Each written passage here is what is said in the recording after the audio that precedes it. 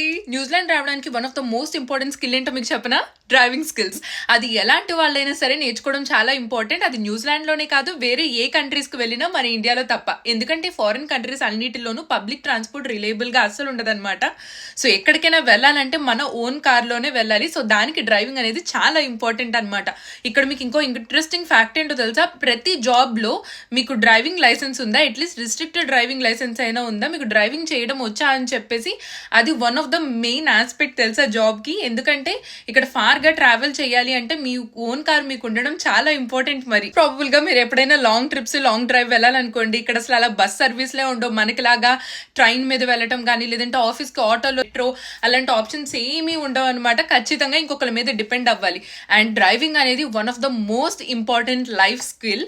So ఎలాంటి వాళ్ళైనా ఖచ్చితంగా నేర్చుకోవాలి, ఎందుకంటే మనం ఇంకొకరి మీద డిపెండ్ అవ్వాల్సిన అవసరం ఉండదు. ఇలాంటి మంచి కంటెంట్ కోసం సబ్స్క్రైబ్.